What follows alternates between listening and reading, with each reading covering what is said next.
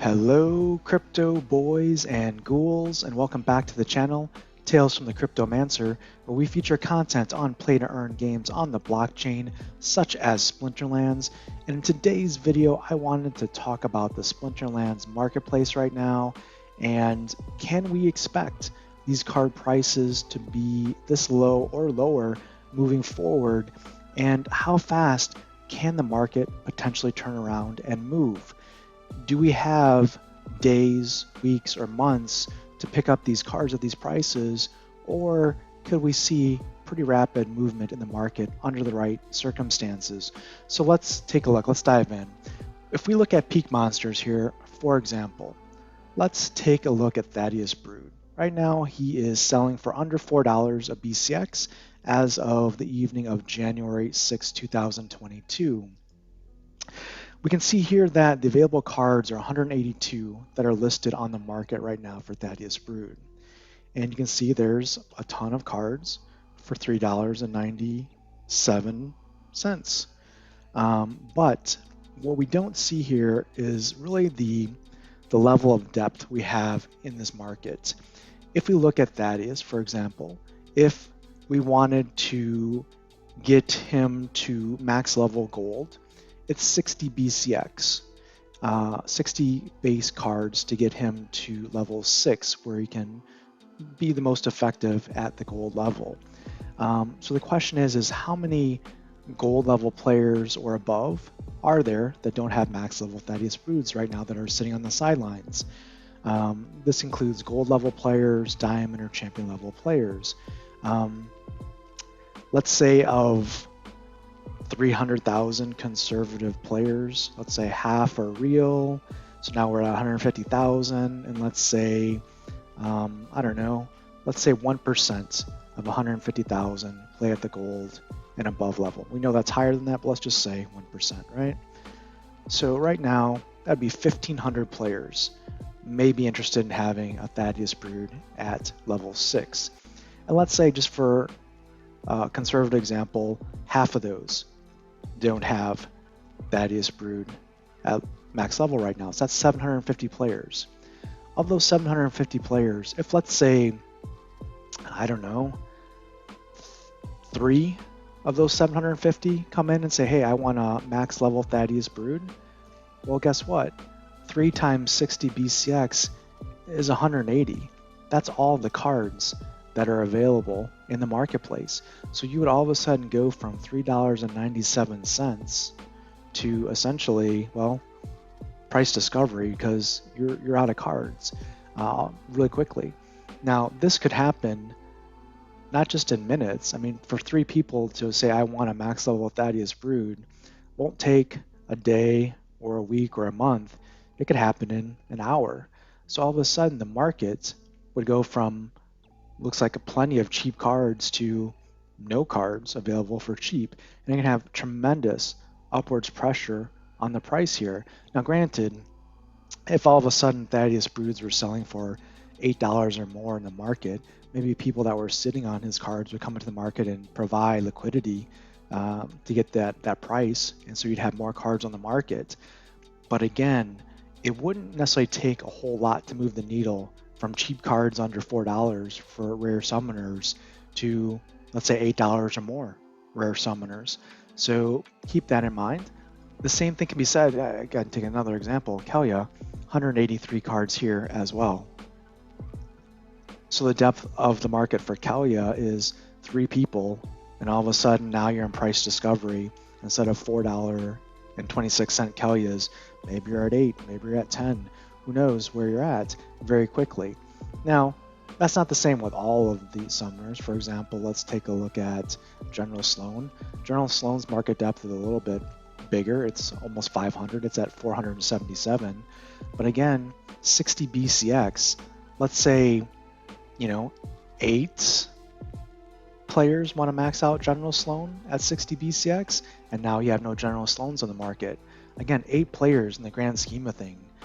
That's not a lot of Splinterlands players to really make a significant price move or adjustment on market prices. You look at Quicks here. Quixodevious has 68 available cards on the market right now globally in all of the world, right? And to get Quix maxed out at gold level, it takes 6 cards.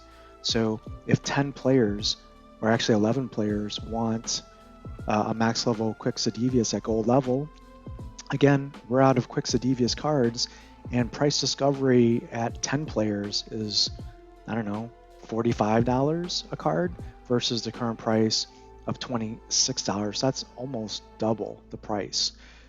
So again, the market depth here is not super deep, so you could definitely have some very rapid price movements in the market. Let's take a look not just at summoners, but let's look at common cards for Chaos Legion as an example. So let's say you like the Chaos Knight. Chaos Knight has 1,200 cards available, and you're probably thinking, well, I mean, that's a ton of cards. That's 1,200 cards at 12.8 cents a card, right? But again, if we look at gold level, 220 cards to get a Chaos Knight maxed at gold level, that's less than 6 players that want a max level Chaos Knight, and now you've tapped out your complete supply on the market of Chaos Knights. Again, you could be conservative and say, well, maybe I just want to get 60 BCX to level 5 to get Giant Killer. Maybe I want to play at silver level only. Well, 60 BCX of 1,200 cards, let's do the math. 1,200 cards divided by 60 players in silver, or 60 BCX, means 20 silver players that want to max out a Chaos Knight, and now your complete supply in the market of Chaos Knights is gone. Let's say, maybe it's not 20 players that want Chaos Knights, maybe it's 10 players that want to max it out. Now you're down to 600 BCX. If each one of these pages is 50 BCX, let's see, you got to get to about page 13 when 10 players want to max out Chaos Knight. Now your price is at 15 cents instead of 12.8 cents. So not a terrible amount of change, but there's, percentage wise, that's probably, roughly 25% increase in price after just 10 players want to make a change to their collection. Look at, Silent Shavi on the Death team. Same thing. 1,300 cards available in the market. The same math holds true. You're looking at, if you have gold level players maxing that out, 6 gold level players that want to max out Silent Shavi, now you have no more Silent Shavi cards on the market. So sure, people could come in here and add liquidity as prices go up, but it wouldn't take much to move the market. It's not like we're seeing tens of thousands of Silent Shavis just lining up and creating a huge backlog of cards here right now. Now, again, the argument could be that, we only have less than 2 million card packs on the market. When there's 15 million card packs in the market, then instead of 1,300, maybe we have 130,000. Or maybe it's 13,000. And yes, that definitely could be the case, in which case the prices could be driven a lot lower as well. But what is the worst case scenario? Let's say we have 2 million card packs released, and let's say it's a 10x to get to, I guess it would be, what would that be, about a 7.5x to get to 15 million. So take 1308 here. Let's do the math. Let's do worst case scenario. Chaos Legion general sale hits. All 15 million packs are in the wild. No one's holding those packs. Everyone's opening those packs up, and everyone's selling those cards. Because right now, most people are selling. They're not holding, right? So 1,308 Silent Shavis times 7.5 more availability of cards, and now you're at 9,810. That's a lot of Silent Shavis, right? Well, let's see. If I want to max out a gold Silent Shavi, that's 220 gold Silent Shavis. So it'd only take 44.5 people in the entire world to scoop up the entire supply of Silent Shavis in the market. 44.5 people. That's with 15 million card packs released based on the current linear extrapolation. 44 people, that's not a lot. I mean, there's probably at least 44 YouTubers on Splinterlands probably creating content this very minute. So 44 people in a marketplace could definitely move this price very quickly. So I guess the message here is don't assume that these card prices will be this low for a long period of time, or assume that you'll have the opportunity to continue to buy these cards at these low prices.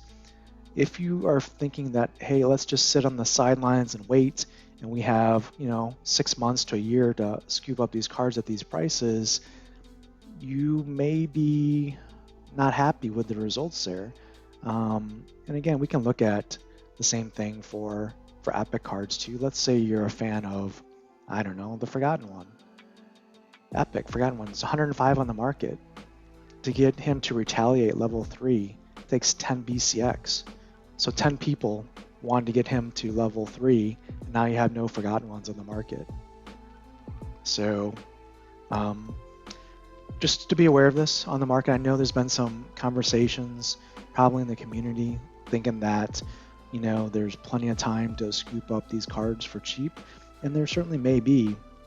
But as new players come into the game and players start to consolidate their cards and get them to levels that they want to play at, be aware that these low prices may not be around forever. And yes, crypto may be dipping right now, and the market may be looking in a free fall within Splinterlands. But if you believe in the long-term sustainability and growth of this game, again, maybe not wise to sleep on these card prices and think that they're going to be around here for months or years at a time. Things could change very quickly. And let's just look at today's date. It's January 6th. What were the card prices just, 60 days ago, 90 days ago? They were much higher. And it didn't take long for things to change in one direction or the other. So that's kind of the takeaway here. Don't assume they can buy cheap cards necessarily for long periods of time. And also don't necessarily think that cards, will always be expensive or cheap. I mean, the market movement can be very fast. So as a Splinterlands player that is looking to have maximize assets and investments in this game, it's never good to be a seller in a buyer's market. For example, if you're holding a lot of cards now and trying to unload them on the market in today's market, not a good thing. Or vice versa. If you're a buyer and you don't want to be sitting there trying to buy when all the card prices are shooting through the roof. Try and sometimes think contrarian and take advantage of the market. As the saying goes, when people are greedy, be fearful, and when people are fearful, be greedy. So hopefully this helps provide some additional insight into the current market and the potential future market for card prices in Splinterlands. And if this video has been helpful, please smash the like button, subscribe to the channel for more timely content on Splinterlands, and until next time, keep stacking those stats.